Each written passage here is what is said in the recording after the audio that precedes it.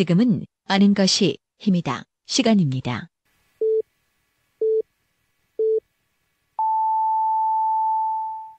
Welcome to the best podcast. Knowledge is power.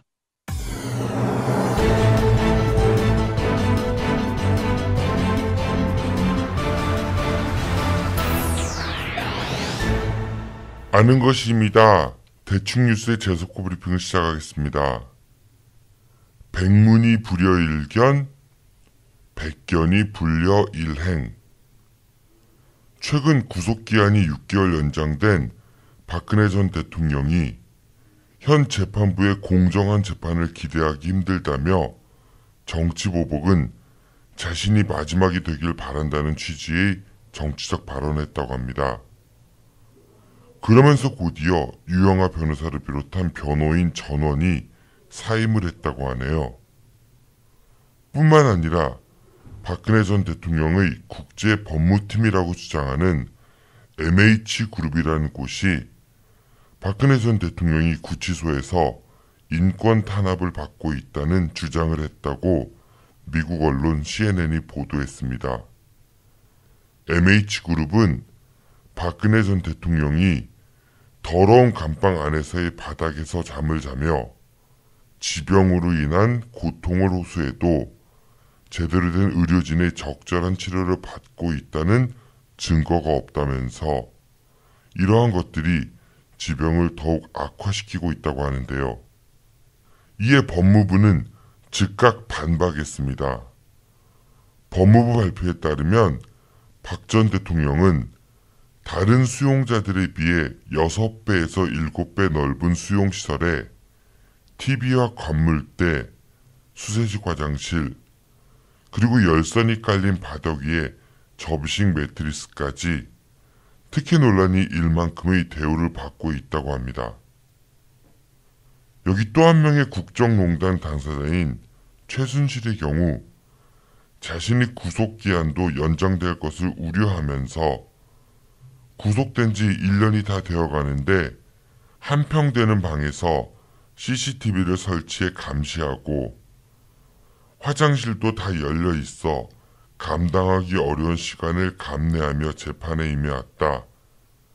지금 약으로 버티는데 정신 고문이나 고문이 있었다면 북한에 장기간 억류되었다가 미국으로 송환된 직후 사망했던 대학생 원비어 씨처럼 사망 상태에 이를 정도로 견디기 힘들다는 이야기를 했다고 합니다.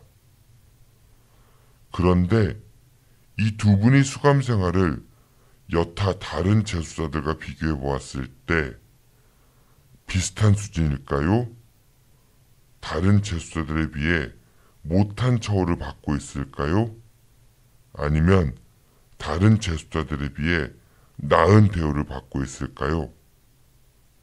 그건 상식을 가진 사람들이라면 쉽게 유추해 볼 수 있을 것입니다. 남들에 대해 억지로 죄 만들어 처벌하고 감옥 보내고 했을 땐 이들은 몰랐겠죠. 박근혜 전 대통령과 최순실 등은 억울하다고 계속 주장을 하고 있지만 이제 그러한 주장이 화가 나기보다는 서글퍼지기까지 합니다. 막상 재소자가 되어보니 어떤가요? 인권 침해 당하는 것 같고 불편하고 그런가요? 지금 당신들이 받고 있는 고통보다 비교할 수 없을 만큼 훨씬 더 많은 고통을 겪었던 분들이 너무나도 많습니다. 백문이 불여일견, 백견이 불여일행. 100번 듣는 것보다 한 번 보는 게 낫고 100번 보는 것보다 한 번 경험하는 게 나을 수 있습니다. 오늘의 재속고 브리핑이었습니다. 빅데이터로 완성한 가장 완벽한 수능 영단어 수빅복화.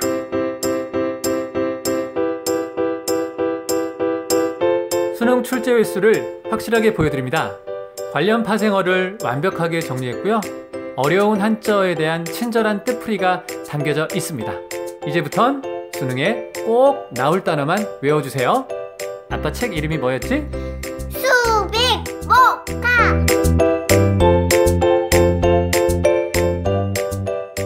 아빠 책 좀 꼭 사주세요.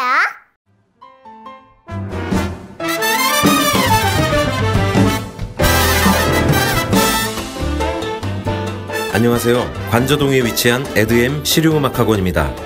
깔끔하고 넓은 합주시설부터 개인 연습실까지 최고의 시설과 최고의 강사진으로 참 음악 교육을 실천하고 있습니다.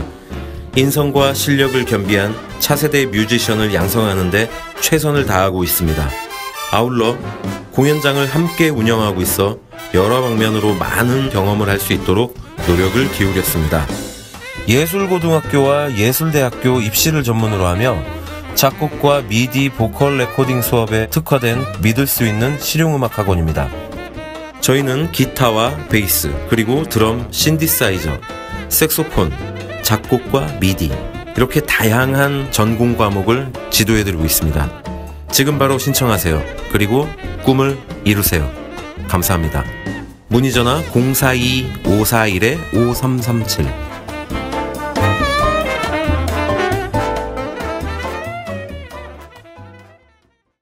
재벌이 망하면 대한민국이 망한다. 우리나라 재벌의 모든 것을 파헤칩니다. 재벌 백과사전.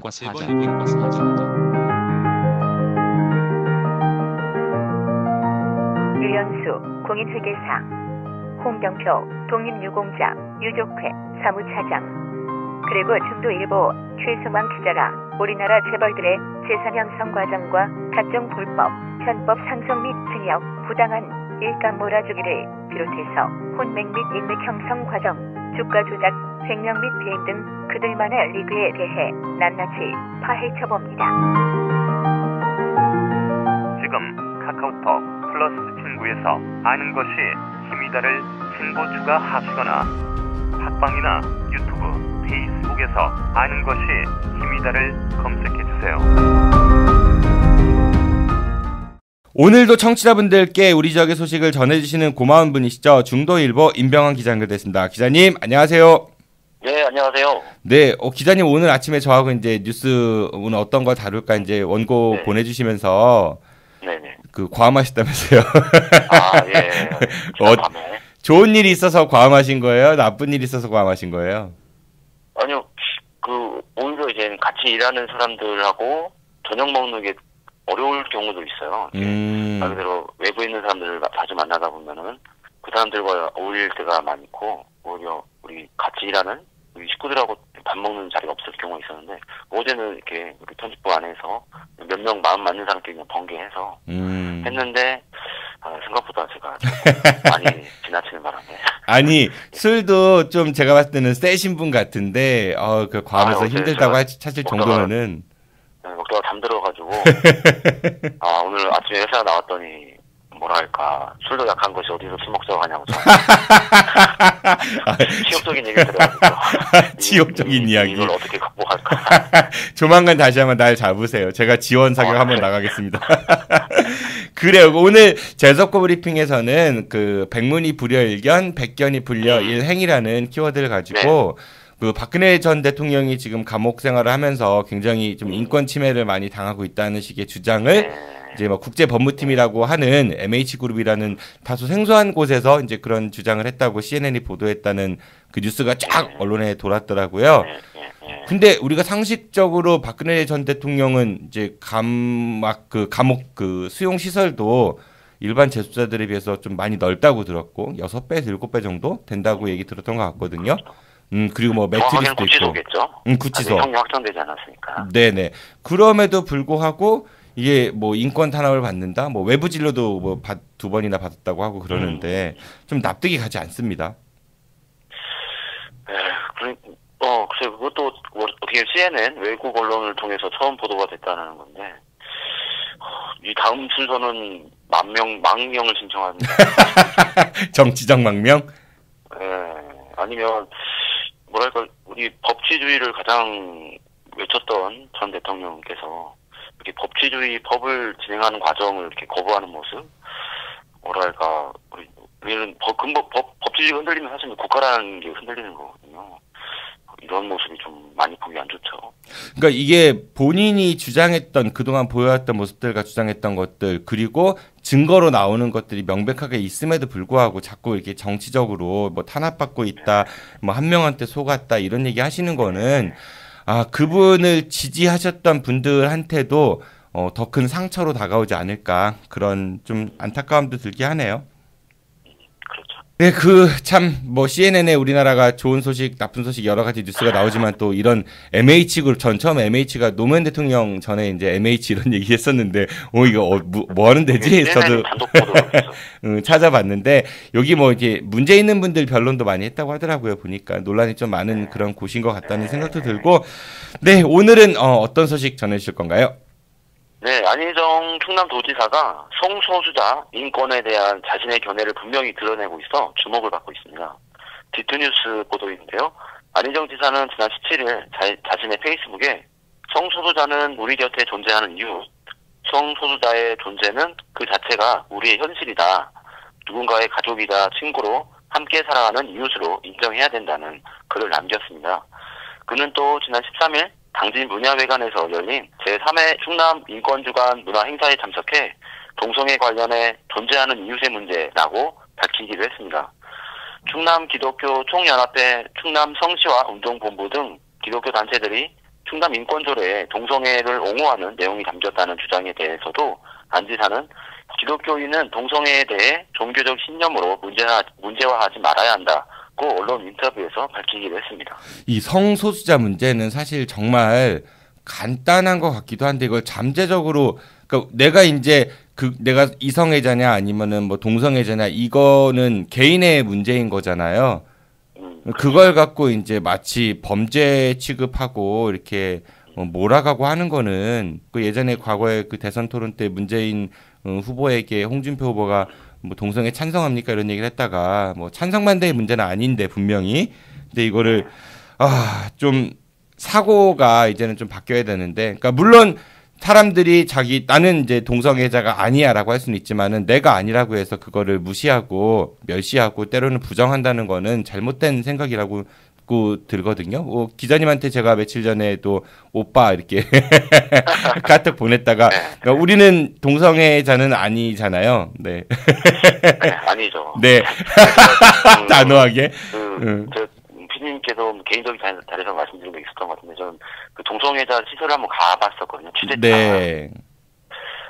동성애자들이 모이는 곳, 남성 동성애자들이죠. 그 모이는 곳에 제가 한번 취재차 한번 갔었는데, 그 일반 목욕탕처럼 되어 있는 곳이었어요. 근데 저는 어떤 이런 곳에 고발을 위해서 한번 취재차 가기도 했었는데, 막상 가서 보니까 제가 이거를 굳이 문제화시켜서 보도할 사안은 아니라는 좀 판단이 있었어요. 근데 제가 지금 말씀드리고 싶은 거는, 제가 여기를 취재를 차 여기를 들어갈 것이냐 말 것이냐 그때 항상 많이 고민을 했거든요.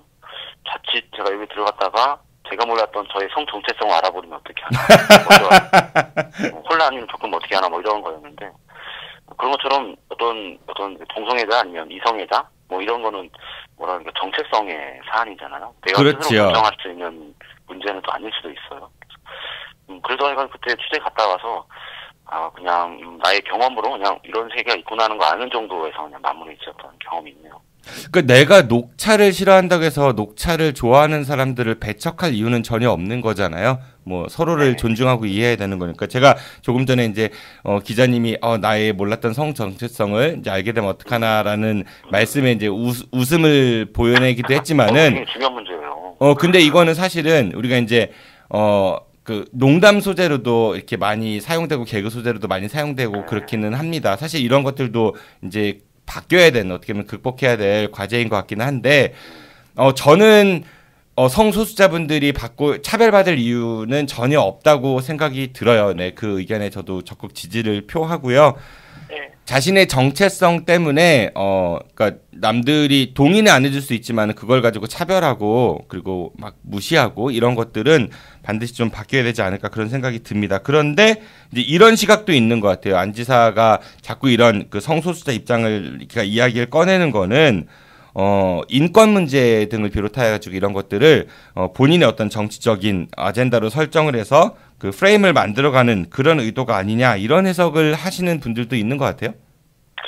안 지사가 이제 내년 지방선거에서 3선 출마 대신에 국회의원 재보궐 선거에 나설 가능성이 높아지면서 인권 문제를 자신의 대표적 프레임으로 아젠다로 가져가려는 게 아니냐는 분석이죠. 관련 충청투데이 보도를 보면요. 당 안팎에서는 이미 안 지사의 도지사 불출마를 기정사실화하고 있다고 합니다. 지난 대선 경선 과정에서 문재인 대통령에게 패했지만 경선 과정에서 강력한 차기 대권주자급으로 부상을 했는데요. 이를 활용해 다음 목표는 도지사실이 아닌 여의도 국회의사당이 될 것으로 분석되고 있습니다. 그렇다면 출마 지역이 어디가 될 것이냐도 중요한 사안인데요. 유력한 출마 예상 지역으로는 보궐선거가 예정된 천안갑과 서울 노원병입니다. 천안갑에 출마한다면 충청 대망론에 불을 지필 수 있지만 오히려 충청이라는 굴레에 갇힐 수 있다는 한계가 있습니다. 또 서울 노원병 선거구는 안철수 국민의당 대표가 대선 출마를 위해 사퇴한 지역구인데요.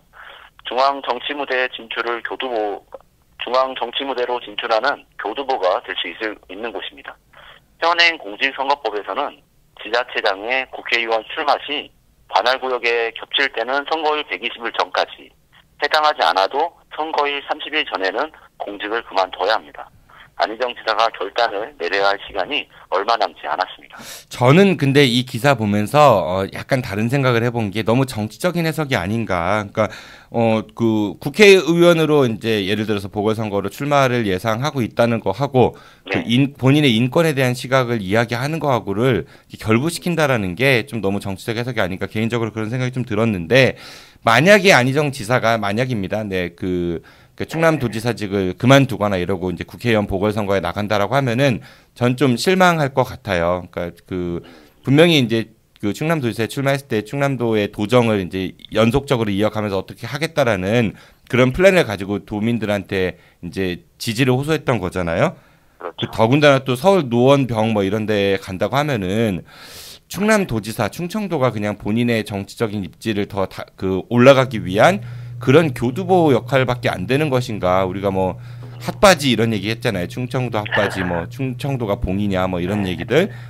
좀 그런 생각이 감정적으로는 듭니다. 네. 그래서 좀 이렇게 지역에서 도지사 역할을 충실하게 하고 또다시 중앙무대에 올라가서 역할을 해내는 게 저는 그냥 옆에서 보기에도 좀 뿌듯하지 않을까. 뿌듯할 수 있을 것 같은데. 뭐 이렇게 지역에서 난 인물이 전국 인물이 되어가는 과정을 지켜보는 거, 뭐 이런 것도 보는 재미죠. 이미 뭐 그러지 되느냐는 뭐 안지사에게 달려 있지만 이미 안희정 지사는 뭐 충남지사긴 하지만은 전국적 인물이 되어 있지 않나요? 지난번 대선 때도 그 민주당 예비 경선에서 그 괜찮은 그 지지를 받았었고요. 그렇죠? 뭐 충남 엑소 뭐 이런 별명도 있었다고 하고. 그러니까 대통령의 볼에 뽀뽀하는 게 제일 기억나. 그러니까 이분이 국회의원이든 아니면 충남지사든 그 직이 중요한 부분은 아니지 않는가 저는 뭐 그런 생각이 좀 들었습니다.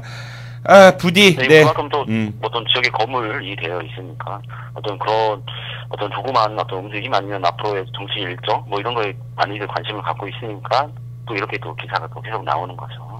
알겠습니다. 부디 그 안희정 지사가 현명한 판단을 해가지고 우리 지역에서 자랑스러운 정치인으로 그리고 우리나라에서도 뭐 기억에 남는 그런 자랑스러운 정치인 됐으면 좋겠다는 생각이 듭니다. 네, 다음 소식 부탁드리겠습니다. 네, 대전의 주요 간선도로 제한 속도가 시속 10km씩 하향 조정된 지 3년이 지났는데요. 하향 조정의 효과에 대한 의견이 분분하다고 합니다. 대전일보 보도인데요. 2015년 8월부터 대전의 대학로, 엑스포로, 북유성대로, 월드컵대로 등 5개의 간선도로의 제한 속도를 시속 70km에서 60km로 낮췄습니다. 하향 조정 후 올해 대전시 교통사고 사망자 수는 지난달 말 기준 53명으로 전년 같은 기간 61명보다 8명 줄었습니다. 교통사고 예방을 위해 도로의 최고속도 제한을 강화한 것인데요. 부산도 간선도로에서 시속 50km까지 제한하고 있으며 이를 통해 교통사고 사망자 수가 지난해보다 7% 감소하는 효과를 봤습니다. 하지만 택시나 화물운수업계에서는 제한속도 하향 조정으로 교통 정체가 심해졌고 범칙금 등이 단속에 걸릴 확률이 높아졌다는 볼멘 소리가 나오고 있습니다. 4, 5차선의 한적한 도로에서 시속 60km 이하를 유지하는 게 오히려 어려운 일이라는 것입니다. 이 제한 속도는 과거에 이제 우리나라 도로 사정이 지금에 비해서는 좋지 않았고, 그리고 자동차의 성능도 지금보다는 떨어졌을 테니까 뭐 그런 게 감안해서 만들어진 게 아닌가라는 생각이 들기도 하거든요. 근데 다른 나라들을 비교해 보면은 미국 같은 경우는 보통 55마일, 그러니까 80km가 넘는 거죠. 뭐 그런 게 시내에서 왕왕 있습니다. 속도 제한이. 뭐 고속도로 같은 경우는 70마일 이상이 되고, 그러니까 우리나라도 지금 고속도로는 대전에서 천안까지 경부고속도로 기준입니다. 그 천안까지는 시속 100km인데 천안부터 이제 서울 쪽 이제 올라간 쪽은 110으로 이제 상향됐거든요. 중부고속도로도 110이고, 그러니까 110인 경우하고 100인 경우하고 주행을 하다 보면 큰 차이가 있어요. 그러니까 100인 경우에 너무 그러니까 뭐랄까 그 교통 흐름에 자연스럽지 못하고 인위적으로 이제 속도를 줄여야 하는, 시내도로도 마찬가지인 것 같거든요. 그러다 보니까 사람들이 이제 차는 잘 나가는데 옆에 차도 없는데 그 단속 카메라를 비롯한 제한 속도 때문에 속도를 인위적으로 줄여야 되고, 교통 흐름도 방해되고, 또 일부 이제 운전자들은 그 카메라 피해 간다고 과속하면서 무리한 끼어들기 이런 걸 하다가 오히려 사고가 더 많이 유발되는 게 아닌가, 그런 생각이 들기도 합니다. 근데 그 속도가 높아지면 사고 위험이나 사고 났을 때 중상자 비율이 높아지는 거는 비례한다고 저도 보고 있거든요. 어떤 속도가 높아질수록. 그런데 이제 뭐 말 그대로 이제 시내에서 저희가 한 50km, 60km 이하로 운전한다는 게 사실은 그게 쉽지는 또 않잖아요. 뭐 길이 열려 있는데도 그 이하로 달린다는 게 쉽지 않은 상황인데. 그래서 또 사실 이런 게 뭐 그 전체적인 규제보다는 일부 교통법규를 안 지키는 운전자들 뭐 이런 분들에 대한 어떤 효과적인 단속이 있어야 될 텐데, 그렇지 않고 그냥 일괄적으로 속도만 제한해 놓은 거, 이런 건 조금 불만 요인이죠.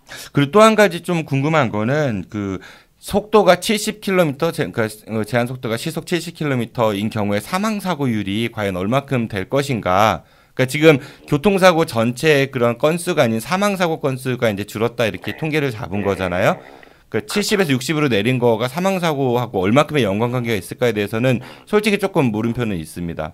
그러니까 시속 70, 60에서 사고가 났을 때 사망 사고율이 그렇게 제 그 생각하기에는 요즘 차들 그 성능이나 이런 것들을 봤을 때 고속도로처럼 뭐 100km 이상에서 뭐 들이받는다든지 이런 것들이 아닌 거잖아요. 좀 그런 생각이 들기도 하고요. 요즘에 차 보면은 기본적으로 한 200km 이상, 200km까지 속도를 낼 수 있는 계기판이 달고 있는데 260 뭐 이런 것도 많아요.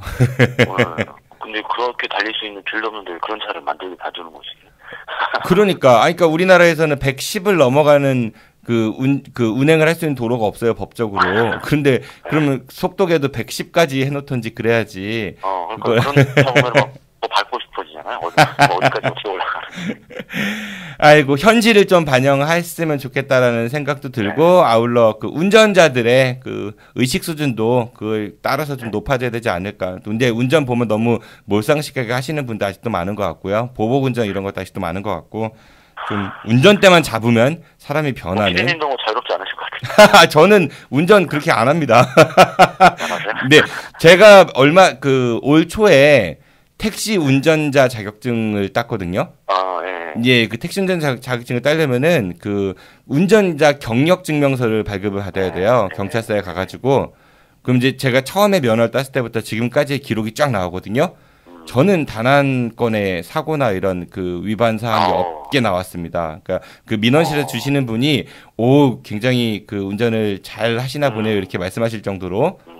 한번 본인도 떼보세요. 그러니까 이게 그런 분들, 그러니까 운전대만 잡으면은 좀 이렇게 약간 포악해지시는 분들도 간혹 계신 것 같은데, 좀 여유롭게 느긋느긋 하시다 보면은 운전자 의식도 높아지고, 그러다 보면은 이 최고속도 제한도 조금 올라가지 않을까 그런 생각도 해보네요. 네, 다음 소식 부탁드리겠습니다.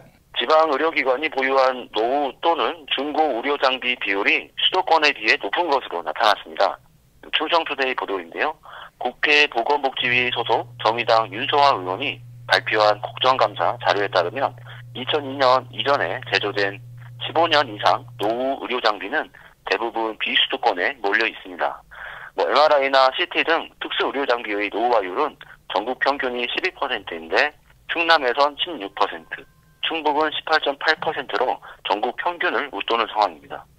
이에 반해 서울의 경우 노후화율은 8.5%, 인천 10%, 경기 10% 등으로 노후 의료 장비 비율이 현격히 낮았습니다. 또 중고 의료 장비 비율에서도 비슷한 양상인데요. 전체 특수의료 장비 중 중고 장비가 차지하는 비율은 서울 25%, 인천 28%인데 중국에선 42%, 충남에선 39%로 평균을 크게 웃돕니다. 노후 정도나 검사 품질과는 상관없이 동일한 검사 수가를 보상해주다 보니 의료기관은 당연히 중고 장비를 구입하려 한다며 장비가 낡을 경우 검사 품질이 떨어져 재촬영 비율이 오르게 됩니다. 이게 MRI가 저도 궁금해가지고 이제 그 의료기 그 판매 관련 업체에 좀 문의를 해봤는데 대당 얼마나 할 것 같으세요? 이게 MRI 기계 예를 들어가지고? 기본적으로 저희는 억대를 한다고 알고 있거든요. 네, 한 16억 정도 한대요 보통. 네, 얼마요? 16억. 16억. 예, 굉장히 비싸죠. MRI? 네네. 그런데 우리가 MRI 촬영을 할 때 보통 환자들이 한 50만 원 정도 내는 것 같거든요. 뭐 많이 받으면 80만 원 받는 것도 있는 것 같고, 그러니까 조금 다 병원마다 차이도 있고 하겠지만은 어쨌든 한 50만 원 잡고. 종합병원들은 보통 새 거를 쓴다고 생각이 들겠죠. 좀 큰 병원들, 그 환자가 많은 병원들 하루에 한 10건 정도를 촬영한다고 하면은 50만 원 치면 500만 원이에요. 한 달이면은 1,500만 원, 1년이면 16억이 정도 되겠죠. 그러니까 한 대를 새 거를 사면 1년이면은 본전을 뽑고 한 3년을 쓴다고 하면 한 30억 정도를 버는 게 아닌가. 그냥 단순하게 계산해 봤을 때 물론 뭐 차이가 있겠지만 제 이제 상식으로는 되게 그 비싸게 받는 거예요. 그러니까 기계 자체는 비싸긴 한데 환자들 받는 거에 비하면은 그리고 이제 그거를 한 몇 년 쓰다가 이제 중고로 팔겠죠. 조금 다른 병원에다가 다른 병원들도 MRI 비용은 뭐 비싸게 받죠. 역시 마찬가지로. 이제 그게 이제 계속 반복되다 보니까 MRI 촬영으로 인해서 병원들이 버는 수익이 좀 많지 않을까 그렇게 생각이 되거든요. 이런 것도 한번 조사해 보면은 재밌지 않을까. MRI 너무 비싸니까 사실 사람들이 찍기가 겁나잖아요. 아파도. 저는 예전에 어깨가 아파서 퇴근하고 그냥 병원을 좀 갔더니 의사가 저를 보자마자 그냥 MRI 먼저 찍고 오라고 하더라고요. 아니 이걸 MRI 찍을 정도의 일일까 뭐 이런 생각을 좀 했지만 그냥 일단 한번 보자 어떤 상황인가 어깨가 아프니까요. 그래서 찍고 왔더니 그 의사는 퇴근하고 다른 의사가 다른 의사가 막 보고 저를 보더라고요. 네. 그리고 또 그냥 MRI도 의사가 보는 중 마는 중 하고 그냥 괜찮으시네요. 뭐 약 이렇게 드세요. 뭐 이 정도. 호객님이었네. 호객님. 건수를 채우는데 제가 이용당했다는 느낌이 확 들었어요. 그리고 비싸기도 하고 이게 실손보험 같은 거 가입이 안 돼 있는 분들 같은 경우는 더 찍기가 주저주저 할 수도 있고, 그쵸? 찍었는데 이상 없으면 그러잖아요. 아우, 다행히도 괜찮네요. 우리가 병원 갔을 때 이 MRI가 최신인지 아니면 노후된 장비인지 중고인지 그 정도에 따라 또 정확도가 달려 있다고 하니까요. 그렇겠죠. 해상도가. 저희가 알 수가 없는데. 만약에 어떤 환자가 병원에 가서 MRI 찍을 때 이거 몇 년도 제작한 MRI 물어보면 되게 싫어하겠죠? 전 물어볼 생각도 못 해본 거예요. 그러니까 만약에 물어본다면 싫어하겠죠? 네, 한번 물어볼 필요는 있을 것 같아요. 그 당연한 소비자의 권리인데, 그러니까 우리가 의료 서비스 부분을 이야기하지만은 정말 환자들이 병원에 가서 내가 그 잘 케어받고 있다라는 느낌보다 오히려 그 의사나 간호사 분들의 이제 눈치를 보는, 특히 종합병원일수록 그쵸, 뭐 좀 친절하고는 약간 거리도 있는 경우들도 왕왕 있잖아요. 종합병원 가면 괜히 내가 죄 지은 게 아닌데 괜히 죄 진 것 같고, 그리고 아유 고맙습니다 이런 얘기 해야 되고. 우리나라의 의료 서비스, 높은 진료비에 비례하여 의료 서비스 좀 높아졌으면 좋겠다. 그런 생각이 듭니다. 네. 오늘도 고생 많으셨고요. 기자님, 다음 주 월요일은 정 PD 엮인 사람 방송 관계로 대충뉴스가 쉽니다. 네.